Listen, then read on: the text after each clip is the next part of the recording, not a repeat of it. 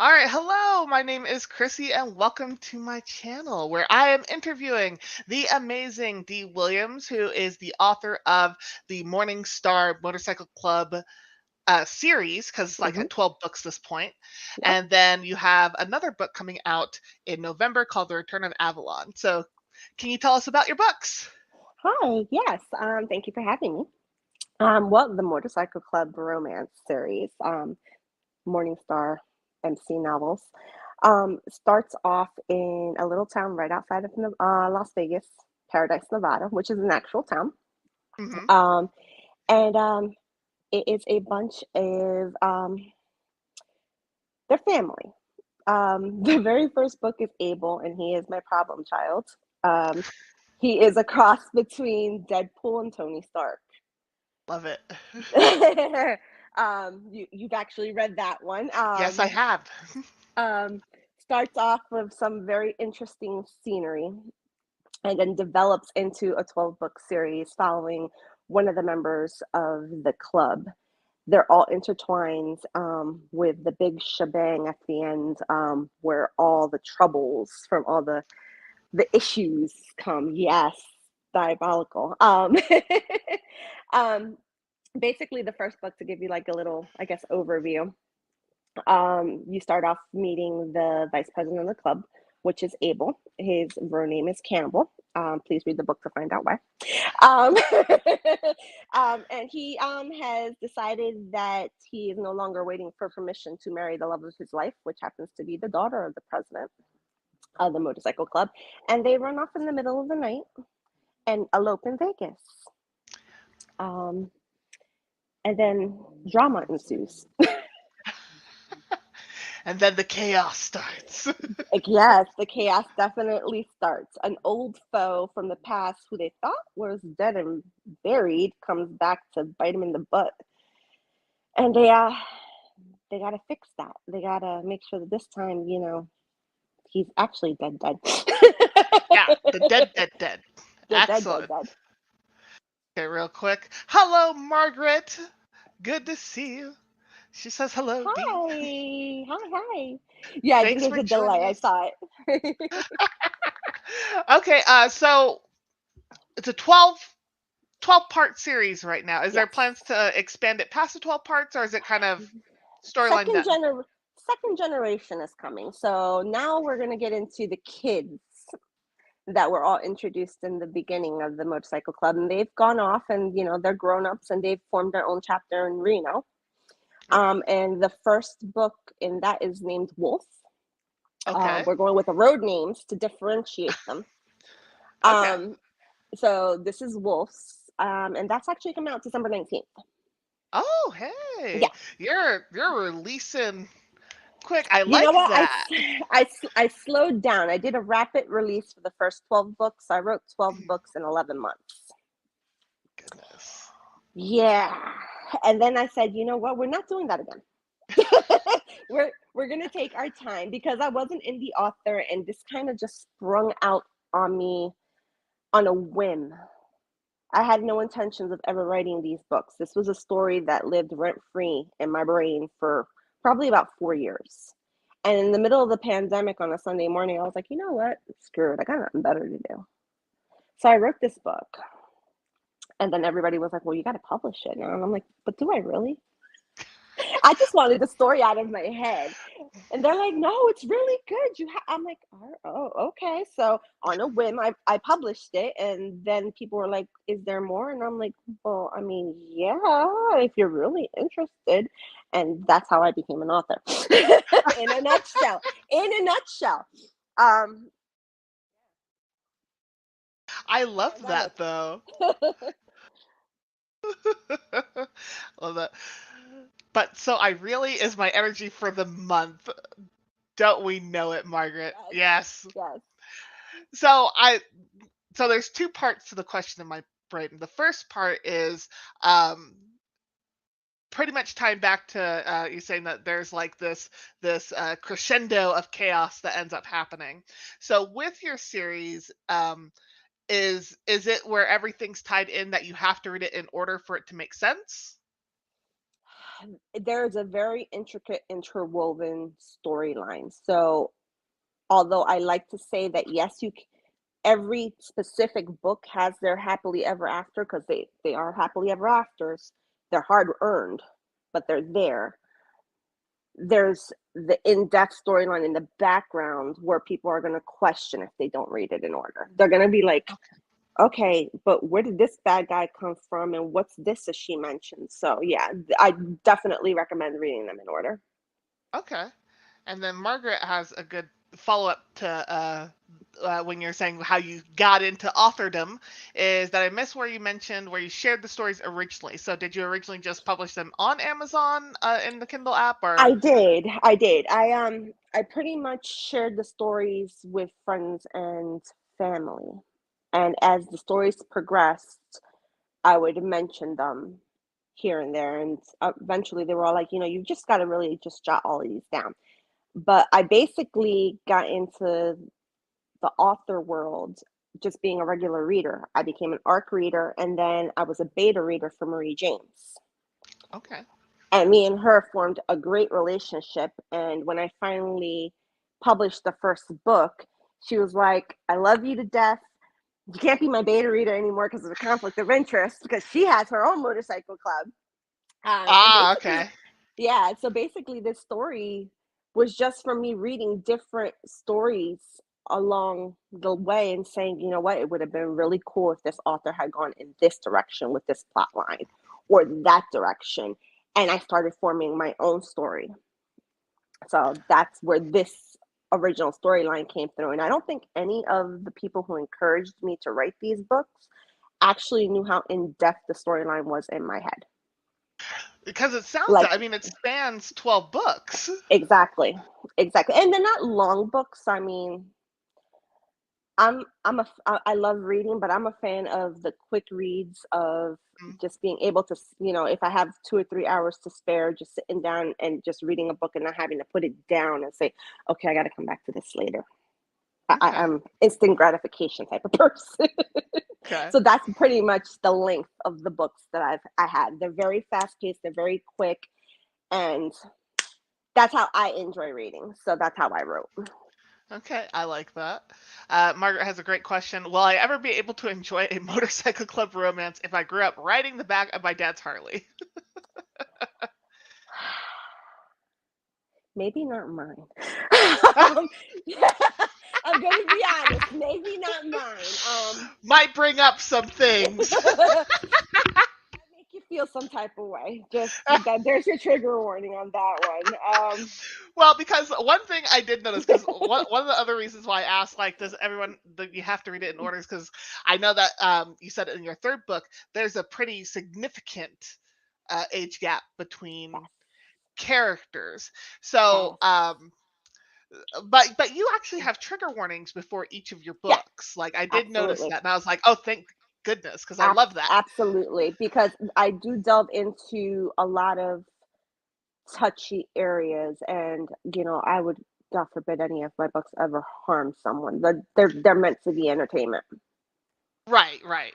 Yeah. Margaret. Oh, I missed that. Oh no. Oh, sorry. Yeah, the oh no. Yeah, the age gap So in book 3 is very significant. okay. Yeah, it's like 35 plus years. Okay. Yeah, But that's okay, Margaret, because she has a fantasy book coming out in I do. November, which is The Return of Avalon. So, do you want to tell us Yes. about that book real quick? Yes. Okay, so this is actually gonna be the first time that I publicly talk about this. So spoilers. Um,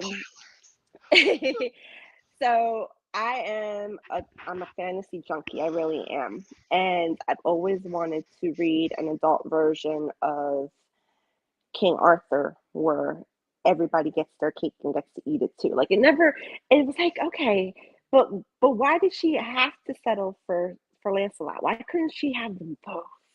So that's where we're going with this. And then I'm adding my own little twist because I don't believe in just doing one thing. I got to do them all. So my husband's shaking his head in the background. Um, so this is going to be high fantasy. King Arthur and his knights are elves. It's Okay. also going to be a dystopia feel in the future after we have completely and totally corrupted the planet. They have something in their magical world that they need to fix that they can't do without the humans. And the humans have lost the ability to have children. And the cure is on Avalon. Now, Avalon has been suspended in time for an unknown reason, because I'm not going to give everything away, and has come back because they know that what they need to save their kind is now available. So they got to work together. Um, Lancelot and King Arthur, who are not known as Arthur and Lancelot, they're known as Thor and Lance, meet Guinevere, which goes by Gwen, um, on a very stormy night off the coast of Scotland, and yeah, that storyline brews. And there is plans for it to be. This is actually the first two are going to be a duet. There's going to be a major cliffhanger, and people are going to kill me over it, but it's going to be necessary. So the duet is going to come out, first one in November, second one in January, and then we're going to go into the 8 nights of the round table. So there'll be a Okay. total of 10 books over the next Excellent. year and a half, 2 years. But yeah, there's going to be a lot of funny moments because our Guinevere is going to be a pop culture reference dropper, and the elves are going to be like, "What the hell is she talking about?" But she's also going to get them all wrong. So think of someone who's like talking about Star Trek but giving you the names from Star Wars type of thing. I love that. Like because everything has been lost over time. It's like 250 years in the future, and she's retelling stories that her grandfather told about his grandfather when they had this thing called television. So that's where the humor aspect is, because I can't just write something and be totally serious, because that's just not how I am. I love that. So Okay. Margaret made you stick with your fantasy, and then Morgan Le Fay knew about pollution-eating bacteria. actually, Morgan Le Fay is what started the trouble on Avalon. So Oh, yeah, Morgan. yeah, or Morgan. Did I go with Morgan Le Fay, or did I think I went with Morgana. Okay. I think I went with Very cool. Morgana. There you go. Okay, excellent. So it sounds like there was a lot of kind of cross genreing, like multi Yes. genre. So basically, I'm going to take every kind of folklore, legends, and myth, and it's almost like a game of telephone. Like, we heard it here in my books, it's going to end here. Like, no, that's not really what happened. This is what happened. They're Okay. all going to be all in this storyline. Okay. That sounds fun. Mm-hmm. So that's going to be a 10-book series. So you like the long Yes, series. I like that. I do. I do. So with such long series and intricate plot lines, do Mm-hmm. you plot that out heavily beforehand, or do you kind of have like basics and then pants it? I kind of go back and forth. What Okay. I've noticed is that when I actually do plot it, because the first book I did plot in my head, and I had to write it down to like give myself some type of structure of where to begin and where to end. Hmm. I found that the more I plot and I write it down, the more off the rails it goes, and I end up pantsing more. Book 4 in the Morning Star series went that way. I'm sorry, yeah, book 4, Cody.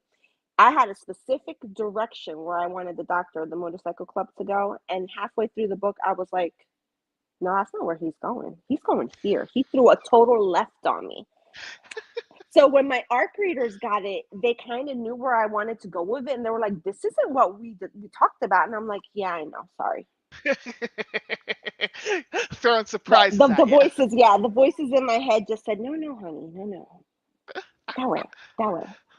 Well, I feel like no matter how much you plan, sometimes the characters just take the stories. They really do. Or you just think of something way better as you're writing it. So Yeah, for yeah. sure.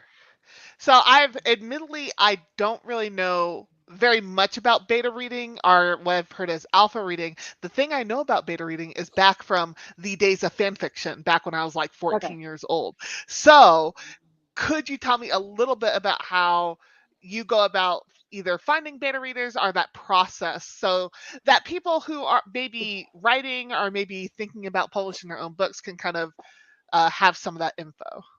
Okay, so this is how I got into it.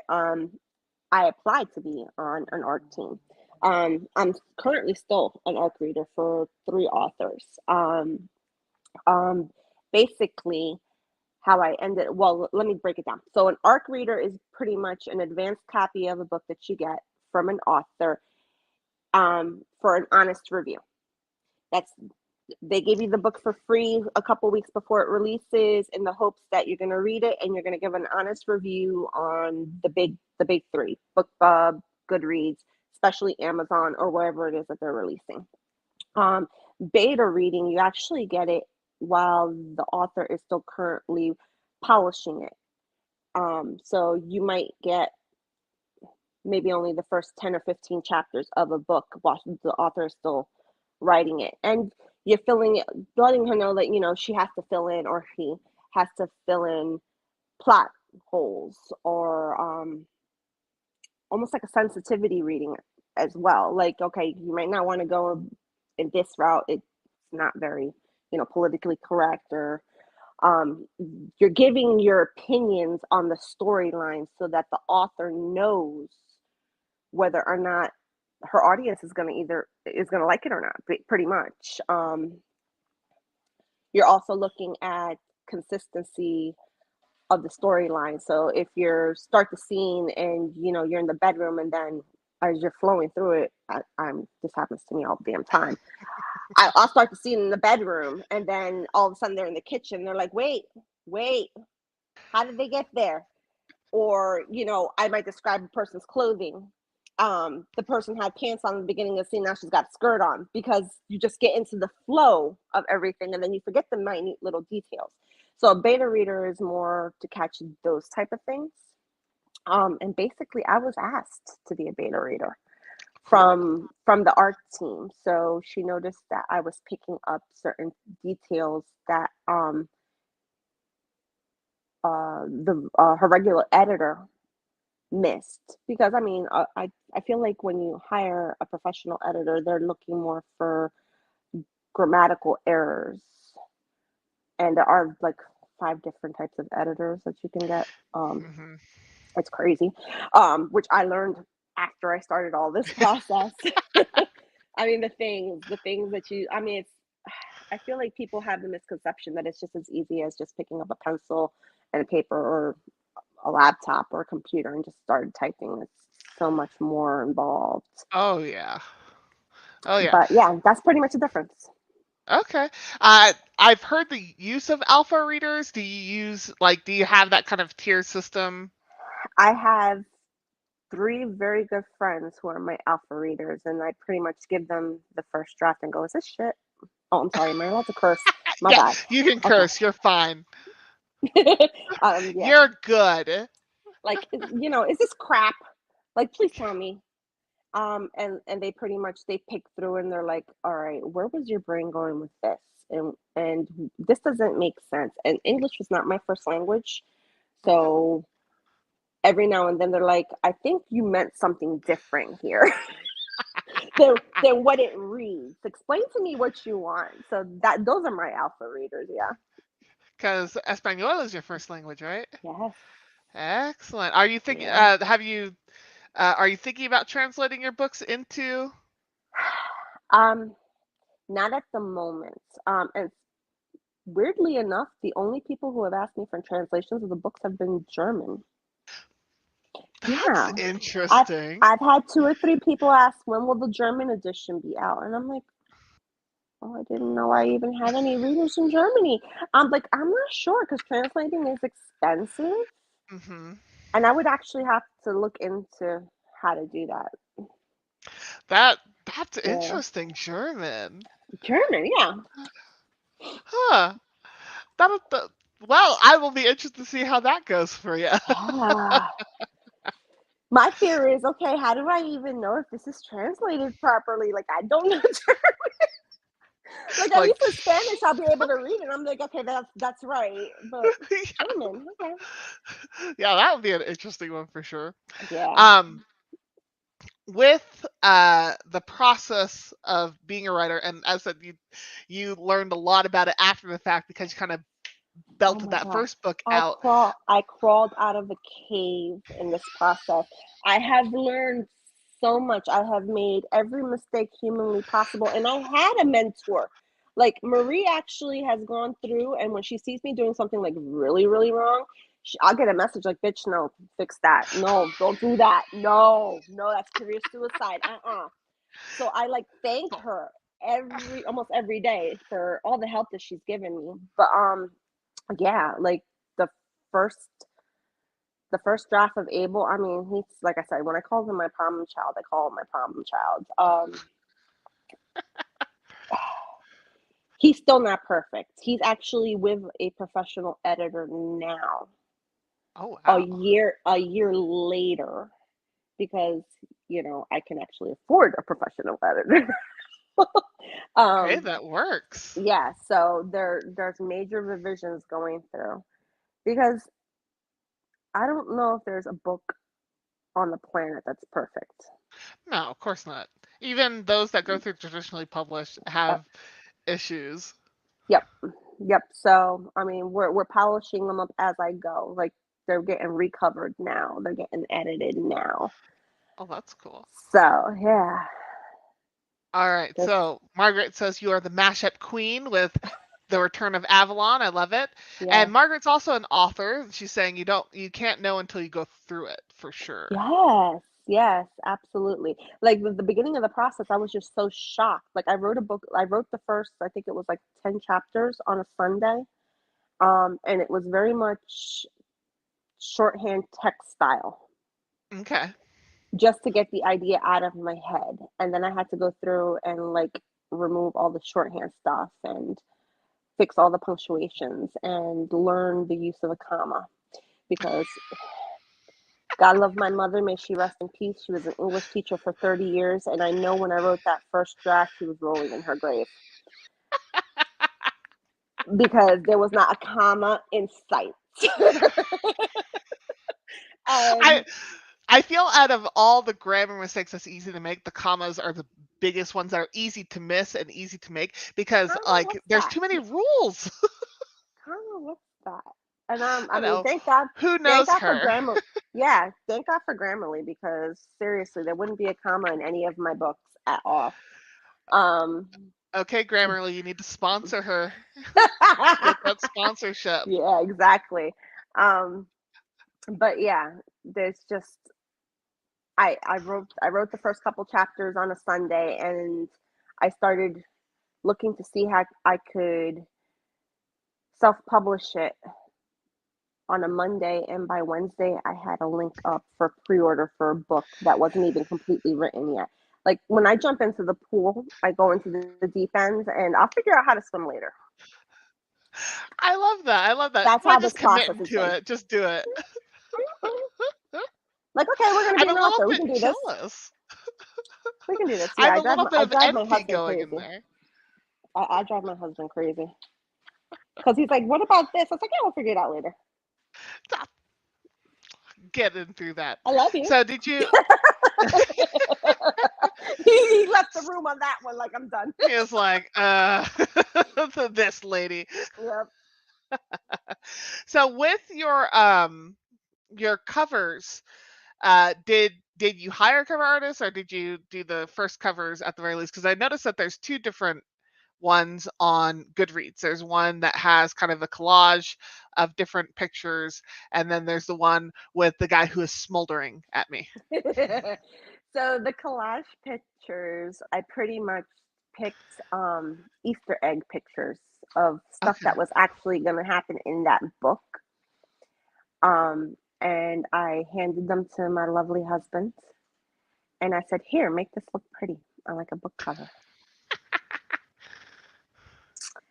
So I like Well, the it does dark. look pretty.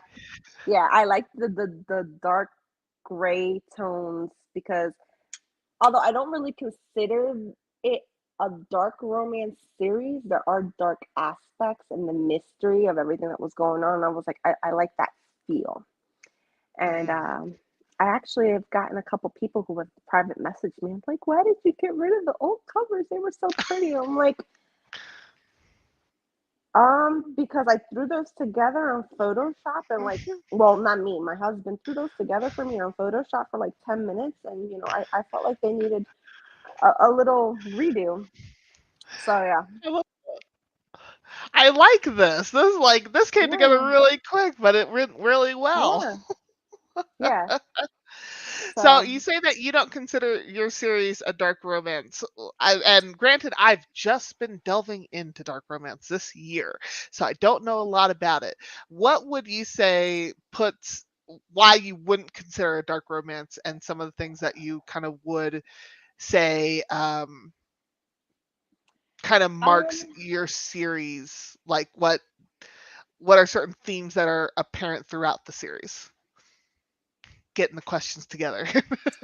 I'm thinking the humor and the shenanigans are what keeps me out of the dark romance and Okay. more to contemporary. Like there, like I said, the dark elements are there, the grit and the dirty that you need with like the traditional motorcycle romance feel. Hmm. But my main characters are fools. They're serious when they need to be, but they, yeah, they're just I feel like they're a little just they're too much comedy relief in them for them to be Hmm. truly a dark romance. When I think dark romance, I'm thinking there's more killing, there's more trauma.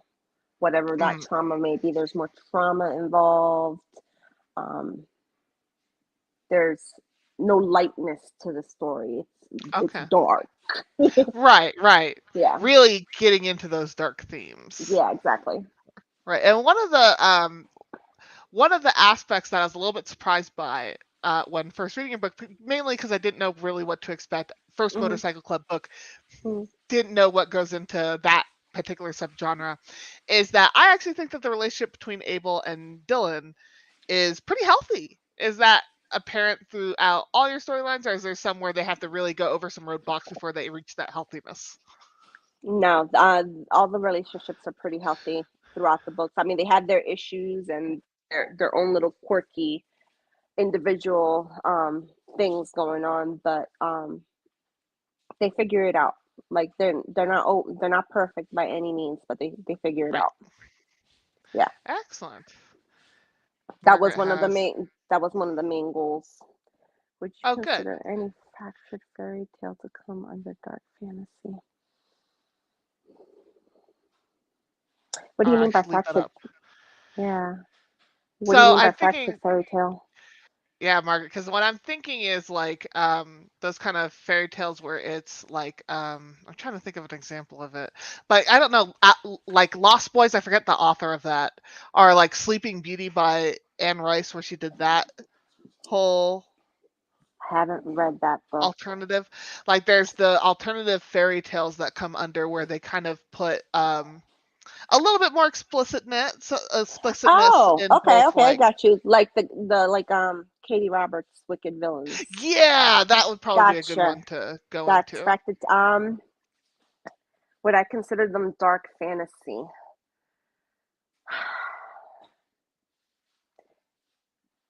I don't know. Was she killing people off in those books? I haven't read them. I've been grappling with China types lately. Oh, honey.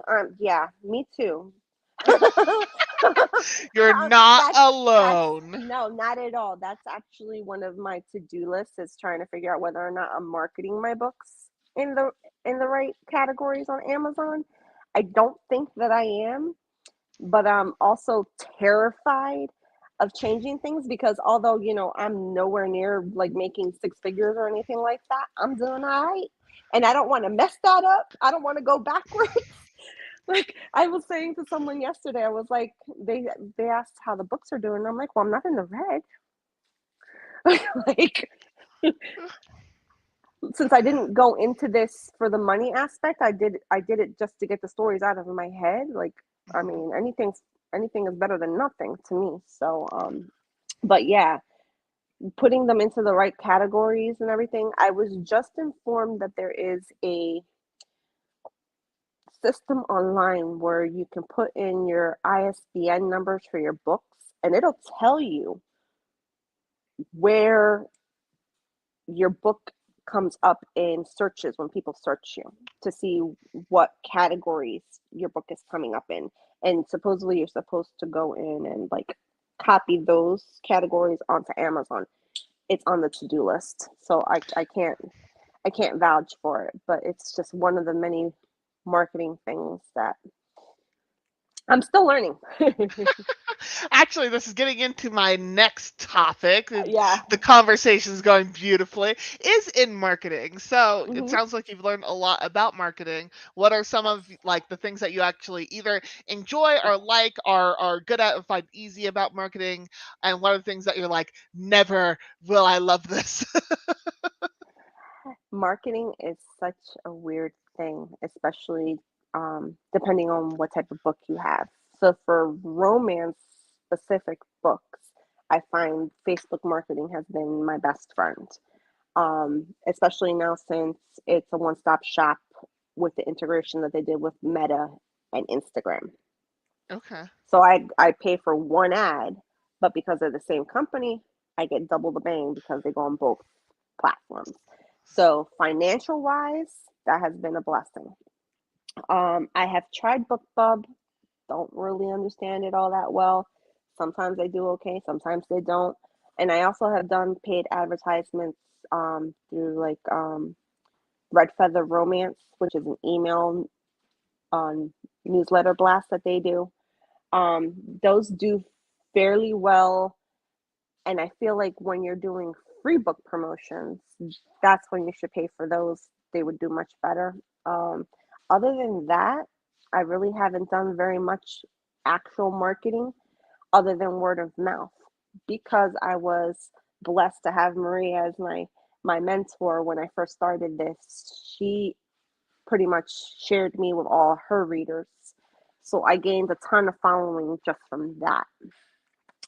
Starting from scratch, I wouldn't even know if I didn't have somebody that who I knew that could give me a leg up how I would have gotten it off the ground. I've tried doing some marketing on TikTok. It's hit or miss, and with the new changes that they've done, now I feel like it's just backfired on me. Like Uh, now they're not pushing my stuff out unless I do paid promotions. yeah, I've heard So that that's kind of like the catch 22 with yeah. TikTok So I would paid, is that suggest you kind of have to. not to on TikTok. Okay. I would suggest not to.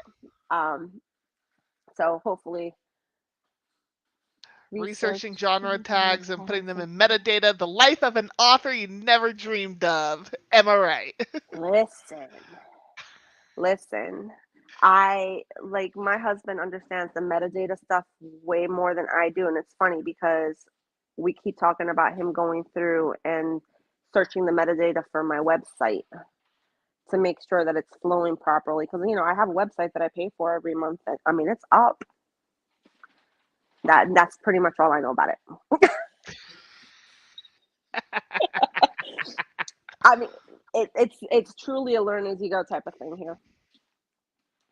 All right. Yeah, it seems like it. Yeah. Okay. Margaret. The husbands can Somebody be else. pretty handy. I got me a good one. He's versed in all the computer knowledge and the musical knowledge and the artistic and photography knowledge. Jack of all Yeah, trades. That's it, baby. not to say that you have to have a husband, but my husband has been pretty handy in those kind of things. When I was first doing my podcast stuff, he was the one who took care of all the audio stuff and Oh gosh. all like the editing of that and everything. Because I would. Mhm. Yeah. The question from moi: does this make you more or less excited to be an author? Yeah, because I'm writing a book, But I don't Okay. know what I'm gonna do with it. I'm kind of put it in that is that I kind of just want to get it out of my head because I've always loved writing, but I'm scatterbrained. So like I'll write a little bit, put it to the side, write something else, put it to the side, write something else, put it to the side, I currently got and three so books going at the same time. So yes, so I actually asked my friends if they would be accountability buddies for me. And okay. I have a Google document going where I'm putting my first draft and I'm telling them I need to keep it updated. My plan is to get a rough draft by at least the end of this year. Like I would really love if I could get a rough draft by Mhm. like the end of NaNoWriMo. But my plan is the end of this year. It makes me equally excited, I think. So my very first suggestion to you would be get out of the Google software for the writing. I started Able on Google, and then I had my alphas going through and helping me with corrections and stuff. And the file got so corrupt that the first edition of the book that actually got uploaded to Amazon was so bad. Oh, So bad. yeah, When we right. went back and we looked at the Google the actual transcript, we're like, but we fixed that. It wasn't saving any of my edits. Okay. My plan was more just to write the first draft on it. Like no one else can write on it, but me. But Mm. this will just solidify that I will make a hard other copy somewhere else. Then that will be the thing. Because and the only reason and why I save even it have it, after any yeah. editing, save it onto something else because we Okay. were when we started getting the reviews for it and we started noticing what people were complaining about. I was like, but we fixed that. And then for whatever reason the file just continued to be corrupted, so no matter what how many times we went in and we fixed it and we re-uploaded it to Amazon was still getting the corrupt file. Okay. I So will then. mhm, I had to take that I will file and put it into definitely. something else and Okay. redo all the edits. I'm telling you, See. Able is my problem child. Where you learn the most, though, it Yeah. seems. Yeah, no, I Yeah. think what The I'll do hard then way. is I'll have to copy that onto another file because admittedly the only reason Yeah. why I used the Google Documents is because I've been writing on my It's phone because I'm easy. like that's the only place Yeah. that is just fast access for me Mhm. because there's something about like I can't really write um just at a set amount of time every day. It's pretty much just whenever I can because The three amount of almost the 3 year amount old. of chapters, ideas that I have gotten while I've been sitting on the toilet, keeping it 100% real. Like if it wasn't for the notes section on my phone, so many of the good stuff would have been lost because if I don't get it down when I think about it, when I try to remember 5 minutes later, it's gone. Okay. See the things I'm learning. Yeah. Yeah. No, so I'm gonna look into that. Because yes, if I can get a copy done or a draft, just a draft. It doesn't even have to be anything near finished, just a draft, just something Yeah. completed by the end of this year. That's the goal. What I'll do with it afterwards, I don't know. Probably put it in a bonfire and then be like, it's No, done. no, no, no. Second piece of advice I'm gonna give you: don't be afraid to publish it. I mean, grow a thick skin because getting those first couple of 1-star reviews, everybody gets it's like oh soul sucking. Um, but yeah, I mean, nothing. There isn't anything that you could do to that book that can't be fixed later. Well, I do think that I'm a little bit prepared for any kind of criticism or anything like that because I was in I had my degree in creative writing. Like I went to Okay. school for it in with my bachelor's, and let me tell you, the writing workshops,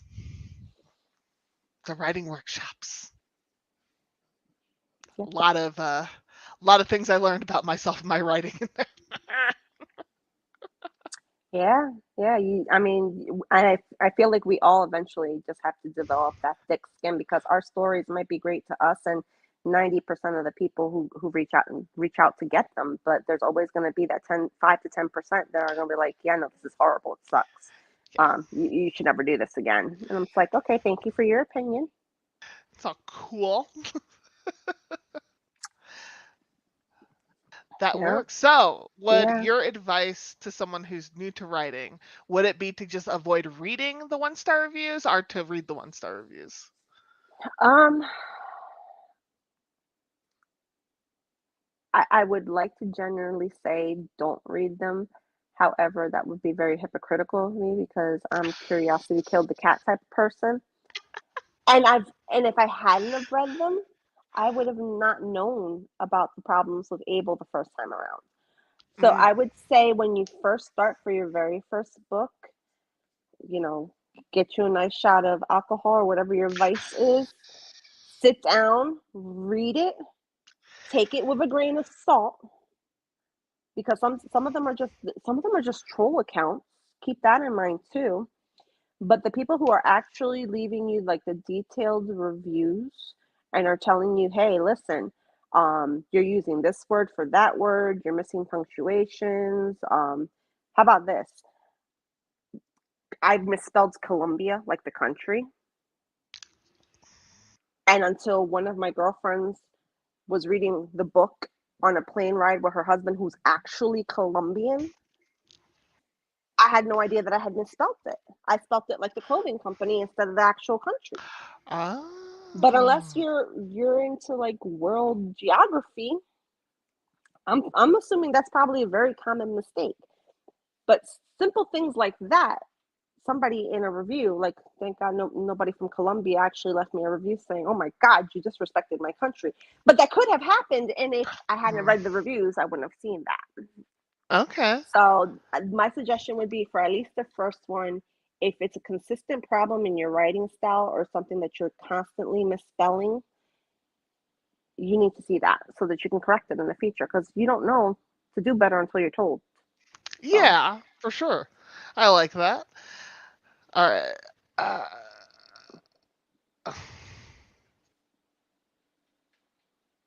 oh, okay. I yeah, also lived in DC, which uses the U version. Yeah. and that's not correct.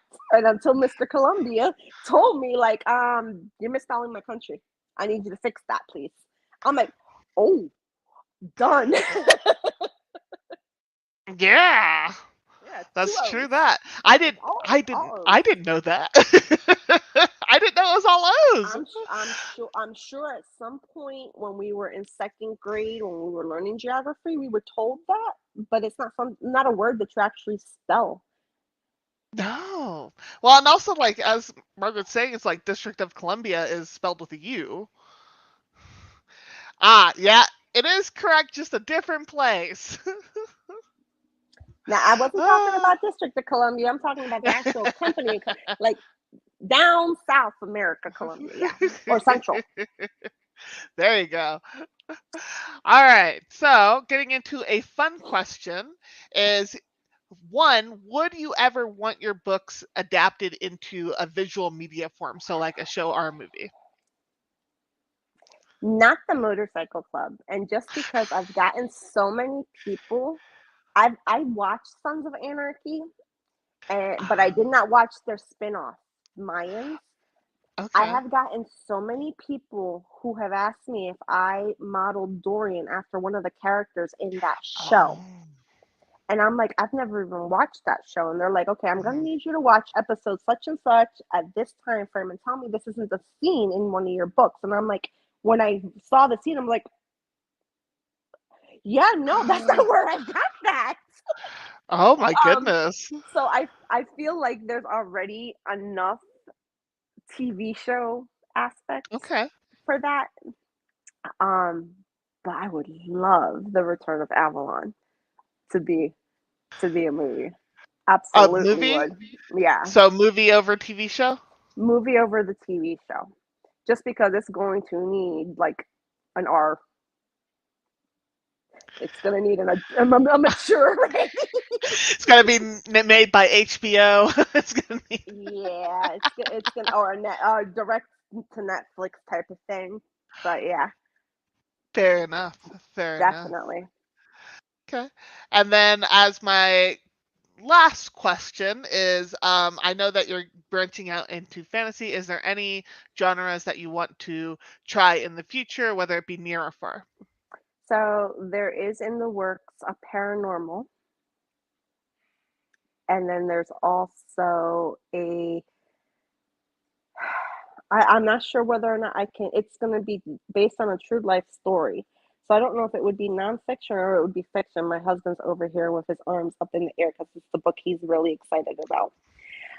I have a very interesting family story that is all true that we are going to be making into a book. Me and my cousin are going to be co-writing it. It's going to be a murder mystery. Okay. I just don't know whether or not, because there is going to be so much true life stuff in it that can actually be searched and Googled, whether or not we're going to do nonfiction or fiction at this point. Okay. I guess it's going to depend on the embellishments to fill in the storyline that we do. Right. But yeah, Okay. so Well, that that's sounds yeah, look for that next June. okay. You have a lot of Yeah, projects going on. That's yes, amazing. a ton of projects. Oh my God. I love that. Yeah. Okay. Well, that's all the questions I had. Do Okay. you want to kind of remind our viewers, one, what's coming out, and then two, where to find it? Absolutely. So if you would like to get a prequel for the Motorcycle Club, the actual wedding of Abel and Dylan, that's actually right now currently available only on my Patreon, but I am going to be making that available for free on my newsletter in 2 weeks. So sign up for the newsletter to get that for free. It's a great introduction into their worlds. Um, there's also going to be 2 more novellas that are going to be coming out. There's going to be the Halloween Party and a Christmas one. Um, then there is The Return of Avalon, which is coming out November 30th. And then the second generation of the Motorcycle Club, Wolf, is coming out December 19th.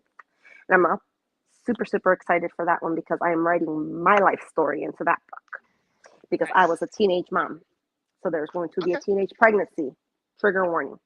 Teenage pregnancy in that one. So, yeah. Okay. Excellent. All right. I have D. Williams's links down in the description. I will add in more links Yeah. coming after this. But check out her new book coming out in November, and also read the Motorcycle Club. Yes. Read the Morningstar Yes. Motorcycle Club. It's You will 12 be books. pleasantly surprised. In-depth plotline, guys. It really, yeah. All right. Thank you so much for tuning in, and thank you, D. Williams, for allowing me to chat you up today. Yes. Thank you for having me. Okay, goodbye, everyone. Bye.